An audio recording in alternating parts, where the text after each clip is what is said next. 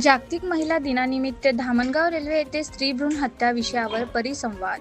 महाराष्ट्र कामगार कल्याण मंडळाच्या वतीने जागतिक महिला दिनानिमित्त स्त्री भ्रूण हत्या या गंभीर सामाजिक विषयावर परिसंवादाचे आयोजन करण्यात आले.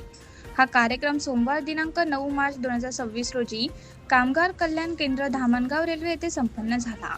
या परिसंवादाला भाजपाचे अमरावती जिल्हा महामंत्री ज्योती पाटील व नगरसेविका काजल उपरीकर, डॉक्टर रेश्मा राठी, डॉक्टर प्रियंका बोरगे, निलिमा बोकडे, गजानन सोनटक्के, विद्या गुल्हाने, अनिता गजभिये यांची प्रमुख उपस्थिती लाभली.